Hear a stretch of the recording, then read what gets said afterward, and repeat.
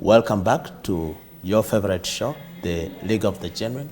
Every Friday evening, make a date with us. We are discussing matters to do with counterfeits, fakes, and substandard. This is a big subject. Not as much attention is given, but we are here to ensure that we bring the discussion to create more awareness for you, the consumer. We are sitting right now in St. Camilla's. St. Camilla's is a ward in Nasambya Hospital, one of the oldest hospitals in the country, established in 1903, before all of you and myself were there. But here in this ward, this is where the preterm babies, I know many of you say premature babies. We have a doctor here who will be telling us, is it premature or premature or preterm? Join me in welcoming Dr. Victoria Nakibuuka. You are welcome to the show. Thank you very much. Doctor, you are a paediatrician. Is that the same as a children's doctor? Yes, I'm a children's doctor.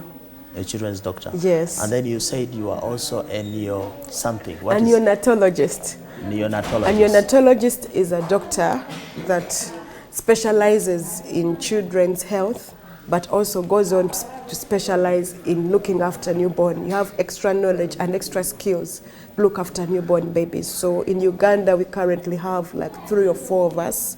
I'm not the only one. Some of them are working in Mulago, some are working in Kawempe.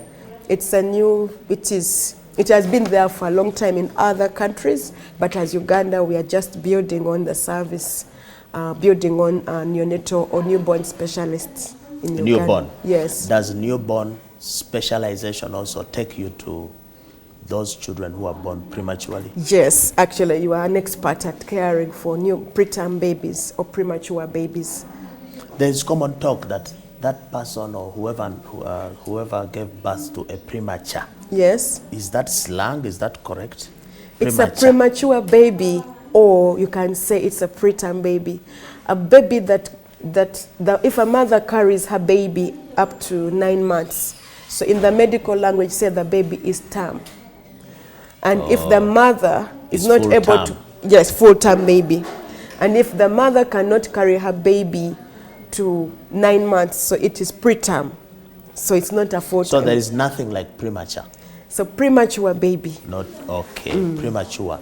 We are sitting here in a missionary hospital. Yes. St. Franciscan Missionary Sisters? St. Francis Nasambya Hospital, yes. Okay. So I keep wondering, the missionaries brought religion here. Yes. For example, Christianity, you're a Christian like me. Yes, I'm a Christian. And in the Christian teachings, you see Jesus healing the sick, and yet at the same time, you have the missionaries setting up hospitals where man heals the sick. Is there a departure of the teachings in the Bible with what you are doing here as a missionary hospital? I don't think there is a departure, because the Bible also says that Jesus went on doing good. And it's the same God that created doctors and gave them wisdom to invent medication. And it's the same God who made plants. That's where medication is got. For example, when you look at drugs like quinine or chloroquine, they get them from plants. So it's God who gave wisdom to doctors to make medication. So as we go out to treat babies, we are also doing good work like Jesus did. So there is no contradiction. There is no contradiction at all. The common talk is that the men and women of God are the bishops and the pastors. Are you a woman of God, therefore?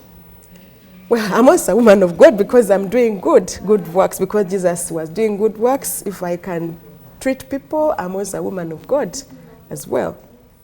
Doctor, I saw recently in the news, yes, that there was a launch, yes, for the first human breast milk bank. It's human milk bank. Is it human milk bank? Yes, it's human milk.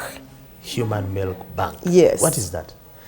It's a human milk bank is a place where we collect milk from mothers that have excess milk.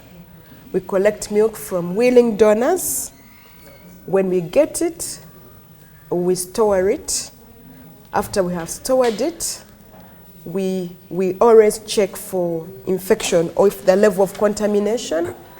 And if the level of contamination is high, we don't proceed with other processes. Once we get it, we check for the level of contamination of bacteria, then after which we pasteurize it. Pasteurization is a process where this milk is heated to a certain degree to kill any bacteria.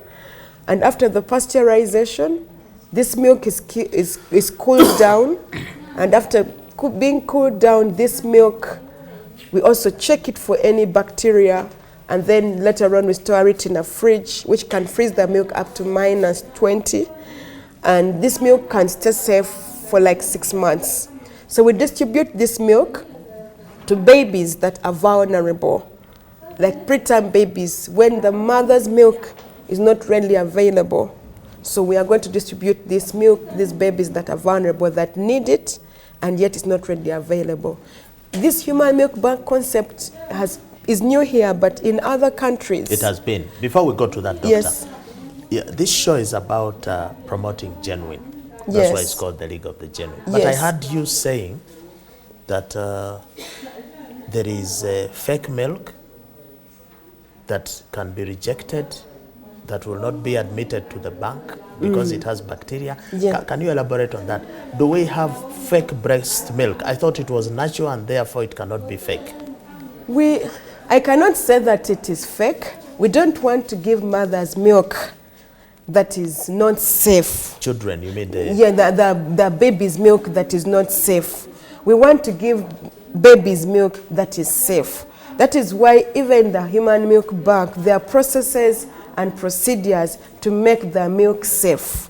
So once the mother brings the milk, we are going to check for contamination, the level of the bacteria. If it's above a certain level, we will not go on. So that's what you call fake milk, breast milk. It's fake in the sense that it's not of quality. Yeah, we say it's not of good quality. It's not safe for us to give this milk to the babies, because if the milk is contaminated, that means when the baby takes it, the baby may get unwell. So we cannot really give this baby's milk that is fake, or milk that is not safe, or milk that is already contaminated. So I have several questions here, but maybe Yes. I should start since we are dealing with the milk. What affects the quality of milk? What from a mother? affects the quality of the milk?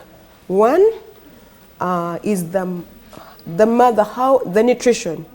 If the mother is not feeding very well, like sometimes you can go to the villages and you find mothers having poor diets. You find a mother that is taking maybe only porridge, or maybe she's only taking one meal. So whatever the mother takes affects the quality of the milk, because milk is made from the body of the mom, the cells From the food the mother takes in. Yes. So doctor, are you supporting the urban women, you know, these mothers who are eating KFC? You're saying those ones will produce better milk than the mother eating nuts in the village? No, I'm not saying that. Of course, you want to get good quality food. And what is a balanced diet? A balanced diet is not equal to KFC. You want to eat a diet that has enough protein, enough fat, enough carbohydrate, enough vitamins, and all that. That is what you need. So you're for saying the KFC milk. is not good for making breast milk? I would say it's not balanced. What is a balanced diet? A balanced diet is not only carbohydrate or fat. That is not what you need. So we should stick to the natural, organic. We should stick to the natural, organic food. That is what we need. So what can affect the quality of the milk is the nutrition. Yes, the nutrition. The quality of the milk can be affected by the nutrition. If the mother is not having adequate nutrition, it's going to affect the quality of the milk. If she's also, of course, eating KFC, that is also not very good. And what about if the mother is eating food? Like recently we had a situation where our maize was rejected by Kenya because it had aflatoxins, which are cancer causing. So are you also saying that the quality of food the mother is eating, forget the nutrition, the balancing, but the quality, it might be the right food, but contaminated, for example, with aflatoxins. Can that affect it may the affect quality of the milk? Yes, of course, if the mother is eating poor quality food, it may also affect the milk that the mother has. And if the mother is suffering from non-communicable diseases, for example, like diabetes, hypertension, can that affect the production of quality milk? It may not necessarily affect, but the effects of the disease, for example, if the mother has hypertension and she gets depression, the breast milk production may be compromised. So, and that may affect the quantity of the milk. If she's taking some medication that maybe she's not able to sleep very well, that it may affect the quality and the quantity of the milk. Women who are pregnant have antenatal care. Yes. And a lot of it involves some medication. Yes. So if a mother takes fake antenatal care medicine, can that also affect the quality of the milk? Well, I can say no, because usually milk production occurs after the mother has delivered. Oh. So you will not get the hormones for milk production being there before the mother has delivered. So it may not necessarily affect the but maybe some of those fakes, if you have pesticide residues in the medicines or whatever, if they get stored there, you never know. They could get into the stream of the milk again. That could be a possibility, but I don't think we have a lot of information on information on it. I could say that. Does the mood of the mother affect milk production? For example, some women are quarrelsome and so on. Are they going to be able to produce the mood milk when they are ranting? Can they produce? No, as I said. And is the quality affected? Quantity may be affected. If a mother is in a happy mood, the quantity of the milk produced is going to be very good. The happier the mother. Yeah, the happier the mother. The happier the milk. Yes, the better the milk production. And actually what we always do in our hospital is like to counsel mothers. You make them happy, make them feel nice, make them feel happy. Then the milk is going to come. If a mother is stressed, she's worried about the breast, then she has pain. Many times the mothers are not going to produce the milk. So we have to try and make the mothers as happy as possible. So you may want considering bringing some comedians here to not make really, the mothers laugh. No. For the sake of the small children, so that the milk can be of quality. I really don't know whether comedians will help a mother who has got a cesarean section, but we have psychologists who usually get psychologists who can counsel mothers that are struggling or are stressed when they're not able to get breast milk. So we have psychologists. So it's a very important concept. The mother has to be happy. The mother has to be comfortable for her to produce sufficient milk for her baby. The mother cannot be happy without the father making her happy. Of course. Yes, the father has to be also involved, and we also encourage the fathers to support the mothers to be happy, so that the mothers can produce enough milk. How can the fathers contribute? They can buy. Once the father is happy, the mother is happy, then you have a happy child. Then the baby is also happy. We have to take a break. When we return, we shall be talking to Dr. Victoria Nakibuuka on the reasons why we have preterm babies and what can be done to avoid that.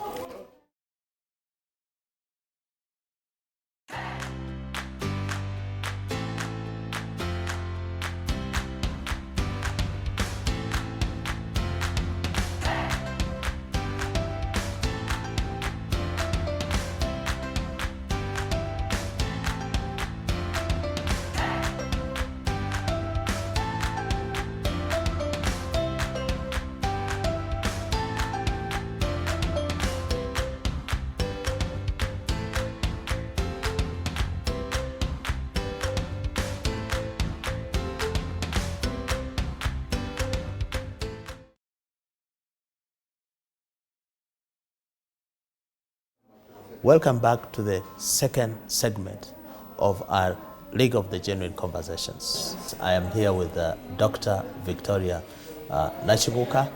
a pediatrician or a children's doctor. So to continue the discussion, doctor, we broke off at a point where we were asking, what is the cause of preterm babies or premature babies? Because babies, we know, should be going a full term for 9 months. What causes a premature birth? Okay, there are a number of reasons as to why a mother may have a preterm birth. One, we can look at infections. If a mother has infection during pregnancy, if she gets like malaria, she gets urinary tract infection, any infection that a mother may get during pregnancy may cause her to get a preterm delivery or a preterm birth. And then two, if a mother has any other diseases during pregnancy, the mother may also get preterm delivery. For example, if a mother has diabetes, if a mother has hypertension, if a mother has some chronic illnesses like asthma or heart problems, that may predispose a mother to get preterm delivery. HIV, cancer. Yes, cancer, any disease that is severe enough, because it may affect the baby's growth in the womb, and the mother may end up delivering a preterm baby. Nutrition. If a mother is not fed very well, and I usually see this maybe in the villages where you can find a mother that is pregnant and she's 45 kilos. Any mother that is pregnant is expected to add some weight to allow the baby to grow. So if you have poor nutrition, that may also affect, it may also affect the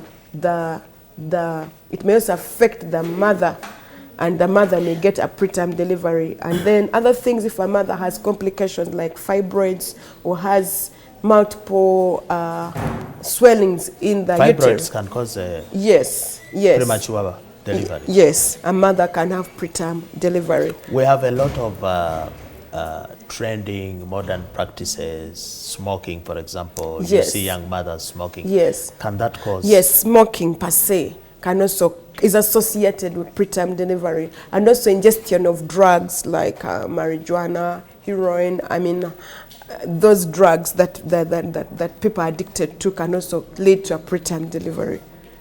I was checking and I saw that this concept of a human, you call it human breast milk human bank. Milk bank. Human milk it's bank. Human milk. Not breast milk. You have a breast, a breast can be on a cow. Human breast milk. Human milk.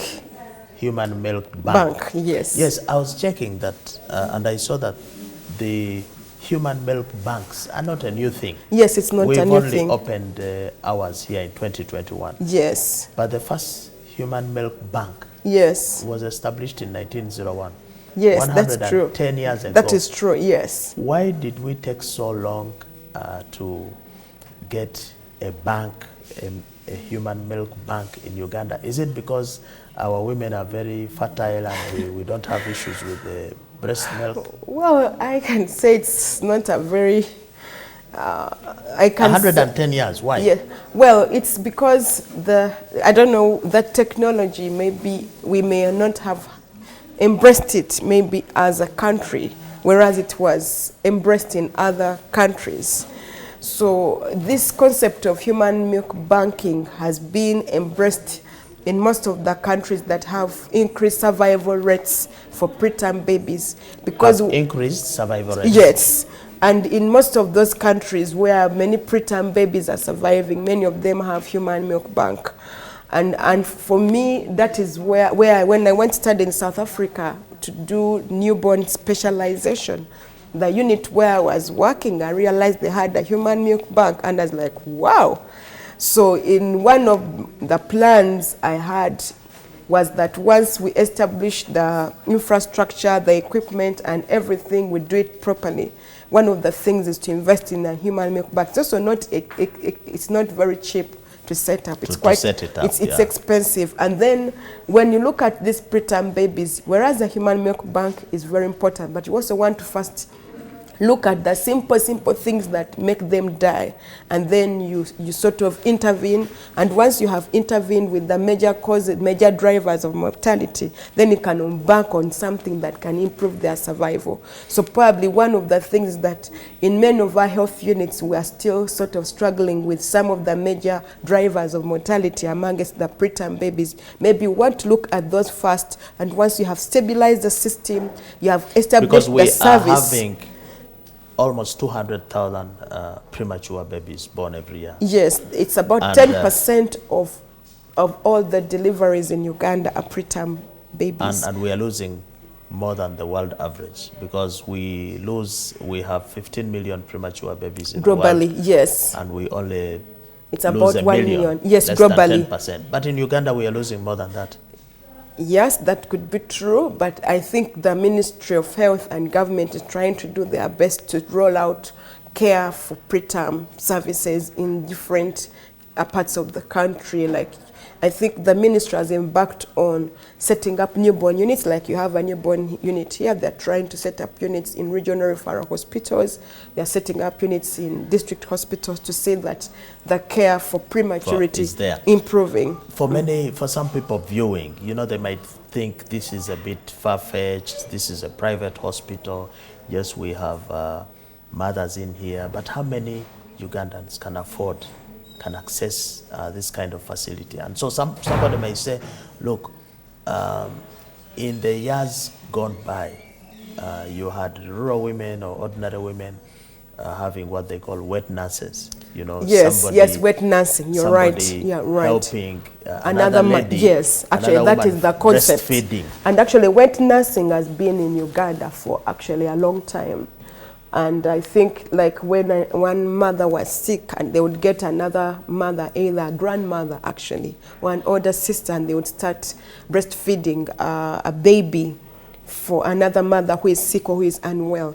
Actually, that concept even now is better. When we're doing our research before we established the bank to look at acceptability actually of donating or giving milk, one of the things, the factors that would drive mothers to give milk, they were talked about, those that had heard about wet nursing, or those that had practiced actually wet nursing, were more likely to donate. It was very interesting when we conducted the research. So is the only thing now with wet nursing is because of the HIV. We know that the HIV virus is transmitted through breast milk, so that's why we as health workers wouldn't want to promote the wet nursing concept. But earlier, before all these people were practicing the wet nursing concept. So is wet nursing a fake practice, or is a genuine practice? For now, because of safety, it's not something that you genuinely encourage people to do, because we have HIV. HIV is transmitted through breast milk. So much as someone is your sister or your grandmother or your aunt, you don't know their status. You wouldn't want to really risk giving your child to a mother or an auntie whose status you don't know.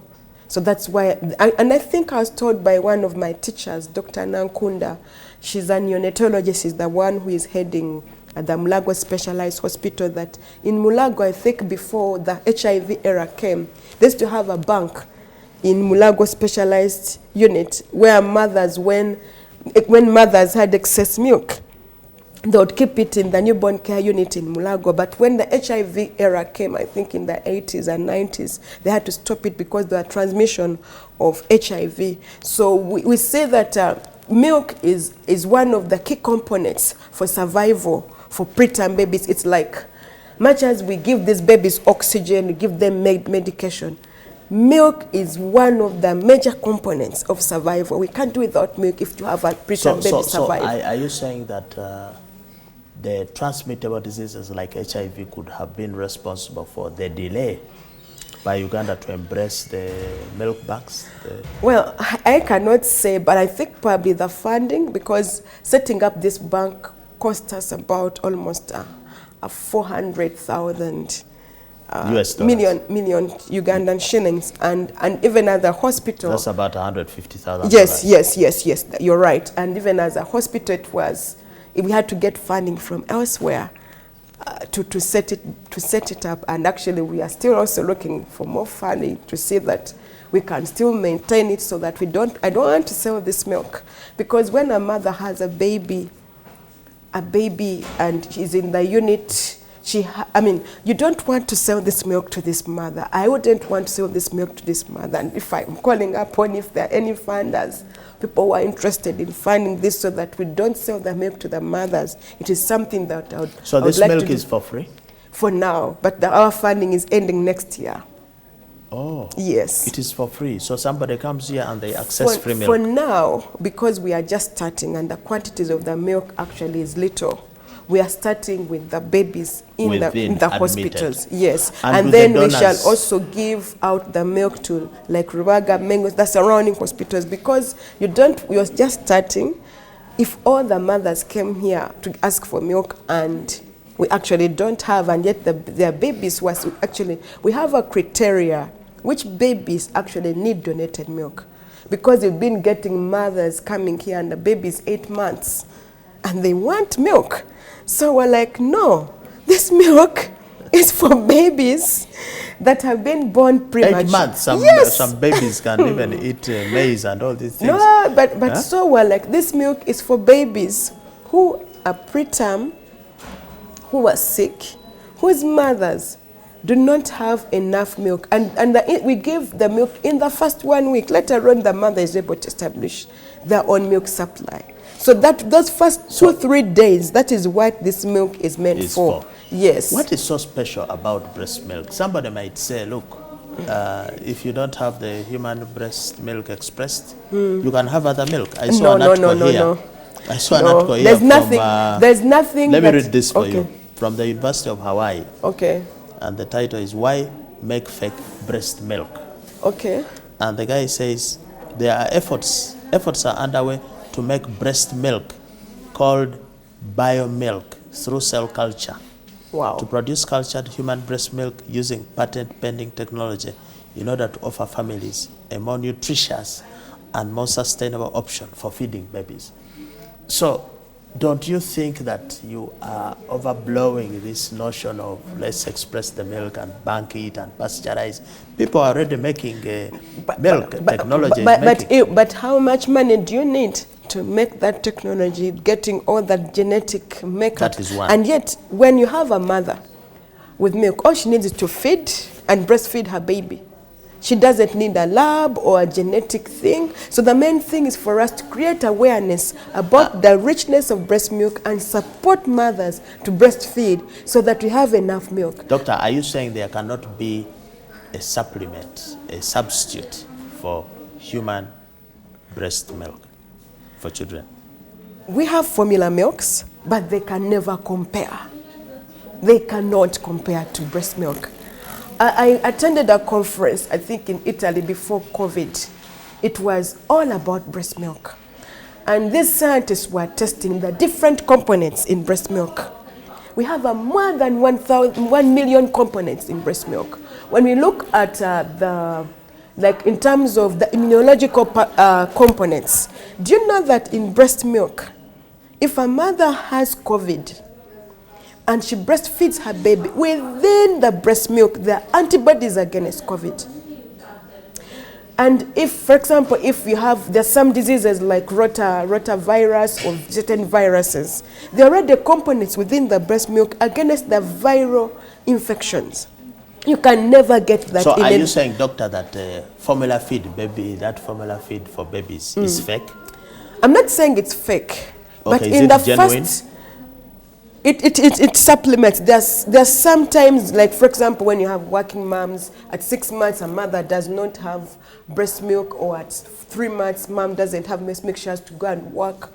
The formula milk has been made to sort of simulate breast milk, but it can never equate its quality and composition. So there is no replacement for breast milk. That's what you're saying. I should say, if any mother in this world, I have been talking to mothers, the best gift a mother can give, let's say birthday gift, is to breastfeed the baby.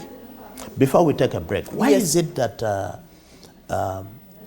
these preterm babies, when they are being fed with this milk, they don't use a bottle to feed them, they use a cup? Oh yes. Now when Sometimes some preterm babies are born and they're not able to suck. They're not able to coordinate their sucking very well because they're young. So we have to support them. That's why we use a cup, and we also use a feeding tube to support them to feed. So that's the reason. That's the reason. There's no You reason. have said that the biggest, greatest gift Any woman can give to a baby is breast milk. When If for me, any woman that I get, because I myself now am really interested in this breast milk, I even want to do more research. Other people have studied breast milk. It is something that is so special. It is something that is so very important. it is a special gift. But we have underutilized it. Doctor, we have to take a break. Okay. And when we come back, Okay. you'll be telling us most modern women don't want to breastfeed. Okay. So That's are they fine. being fake or genuine? Probably they have not had enough education, or they don't know. It's like when you have a wealth and you don't know the value of it, then you can throw it So down when in the we dust. return, we shall be finding out if you are not breastfeeding, are you fake or genuine? Doctor will be telling us. Thank you very Thank much. you.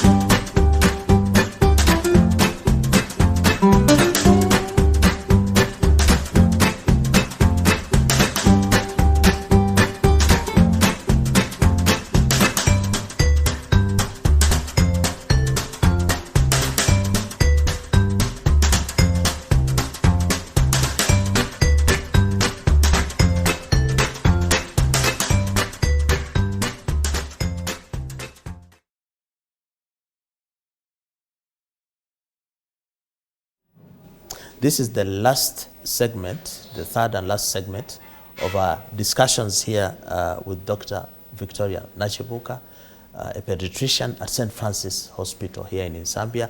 We broke off, doctor, when you were saying that women who don't want to breastfeed are fake. Can you elaborate? And you are saying, this is the biggest gift. I don't know whether I'd say they are fake, but probably they are not well informed, or they have not been informed well enough about the greatest wealth or the greatest thing that is in the breast milk.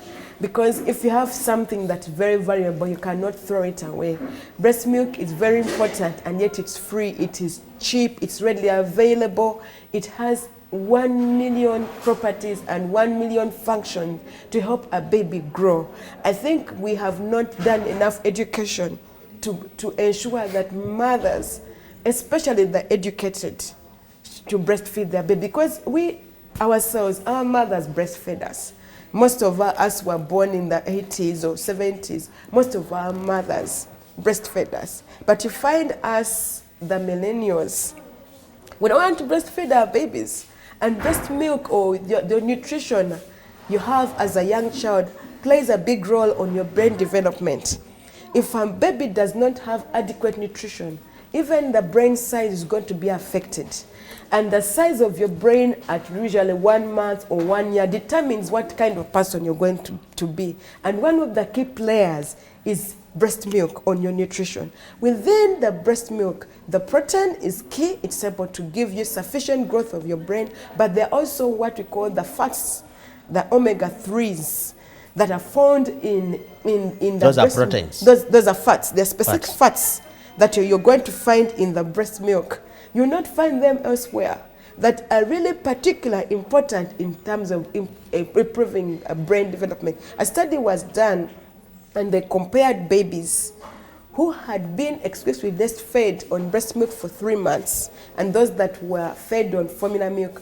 They did MRIs, or they did scans of their brain. For the babies that had been fed on breast milk, the size of the brain for the babies that were fed on breast milk was bigger. So why am I talking about the size of the brain? Just like when you look at a phone, if you compare a Kabiditi and a smartphone, you can see all of them they are able to do different functions. So the size of your brain at a young So are you saying age, we have community babies, those ones who are not being yes, breastfed are community babies? The brain is smart equivalent. babies? Yes, at smart babies. So the brain is very, very important. The size is determined by the nutrition and the quality of the nutrition. So the best quality is breast milk. A mother who is breastfeeding Yes. their child Yes. is expressing love to that child. Can I Yes. say it that way? And a mother who is improving, not. Yes, love, and then their intelligence. Still, when they did studies looking at the intelligence coefficient for babies that are breastfed, like at 1 year, at 5 years, at 6 years, the intelligence coefficient is much better for a baby that is breastfed. So you, an educated mother, you have a certain job, and if you don't breastfeed your baby, you're minimizing that is a natural thing that has been doing. That's why you find sometimes people who come from villages, either Kabale, from where, they come here, they may not have had like environments like some people in Kampala, but you can find someone. But they are top in their class. Yes. No, not even class, but even in terms of job, you can find someone, he may not have had a very good background. The parents breastfed him, they had enough love for them, they would guide them in their simplicity. They come and they're top managers, they're CEOs, they drive companies. So breast milk is very important. What you're saying is that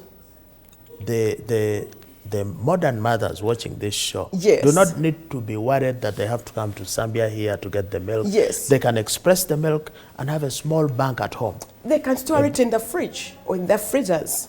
Because the milk which is expressed. Yes, because like why we want this milk at -20, because you can store it for a long time, but a milk can be stored in a fridge, it can stay for at least 72 hours. They get a breast pump and... they can store it, and if in a freezer, it can stay up to a week. So we encourage mothers to do that, the modern mother, because you have to go and work, because you want the components of the breast milk to still be given to the baby. To the child. To the child. So are mothers who are not breastfeeding their children risking the immunity and health of their children? Of course, it is. Well, how can I explain it?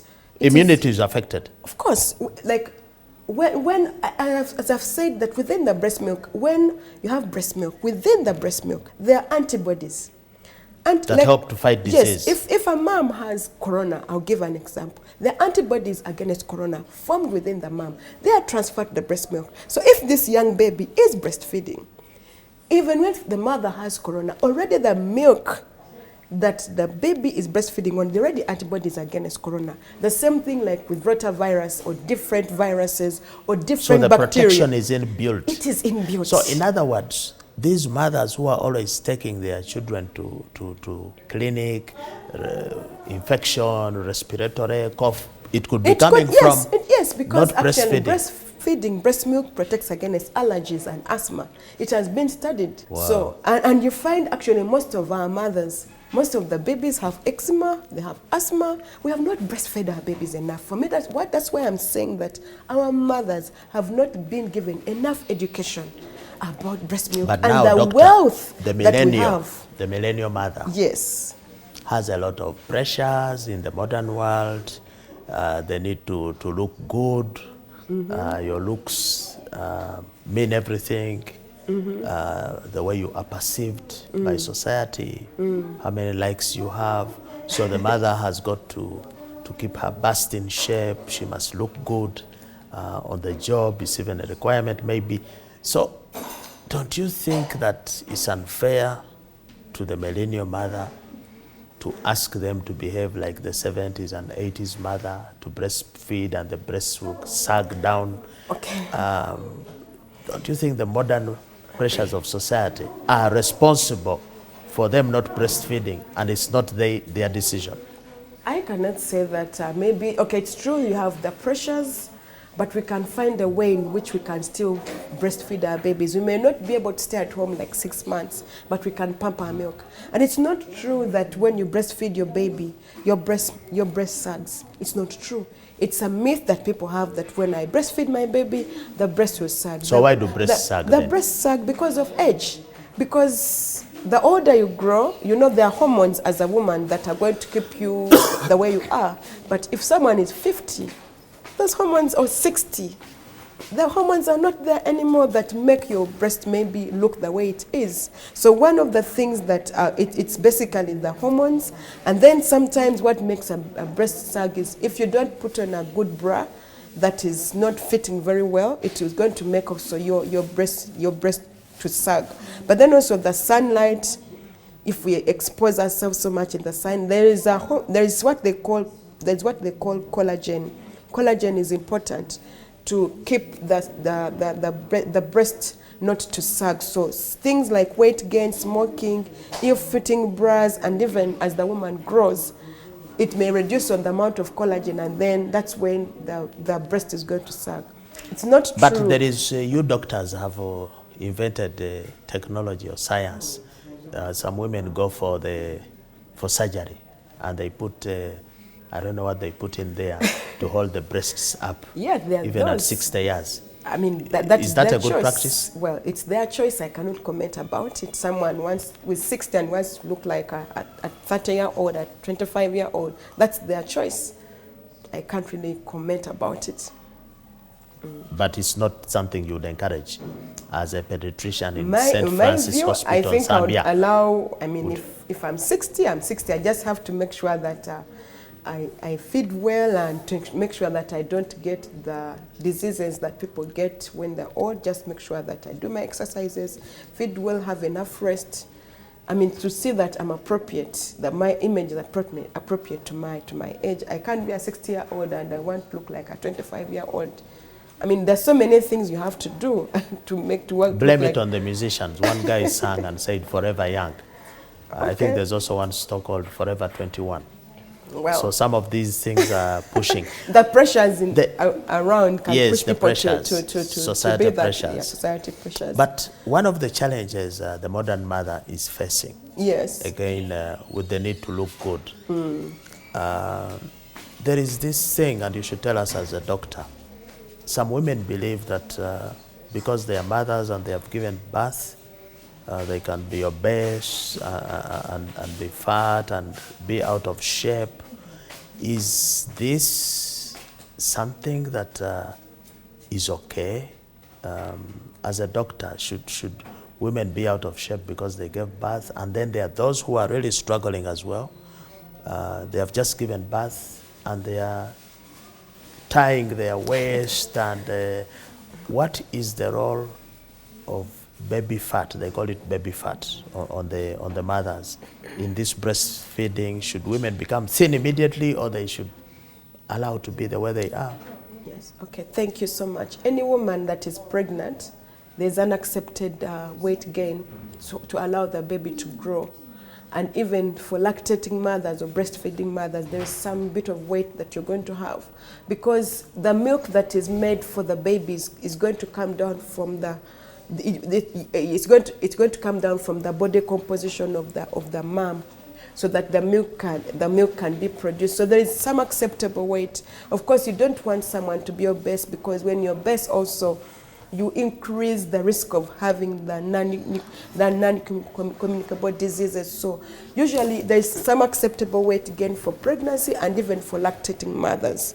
So and we encourage any mother, once they're breastfeeding, to eat a nutritious diet, a balanced diet, and maybe later on they can do exercises to help to reduce on the tummy fat. With time, many times that tummy fat will reduce, and even with the breastfeeding itself, it can help you to sort of reduce your weight, but you're not going to reduce your weight the first 1 week you have delivered.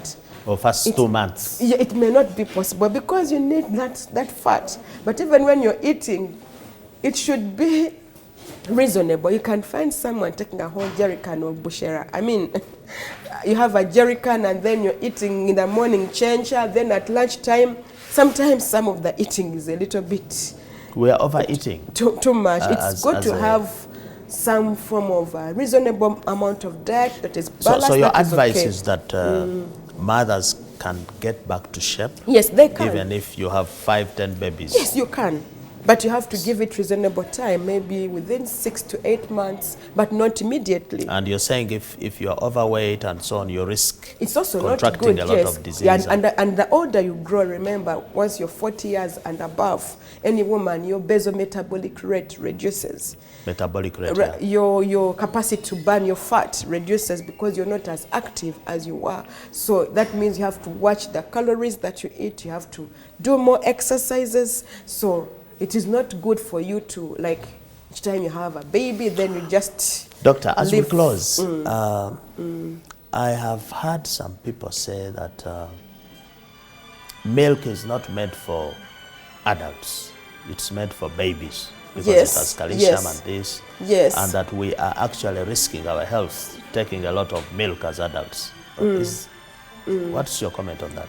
My comment on that, yes, milk is meant for babies because babies are growing. They need the protein, they need the fat. But as an adult, you may take some little milk, like a small cup, because you also need the calcium for your bones to grow. You need a little bit of protein. So many times you may not need the large quantities of the milk. You may need smaller quantities of the milk.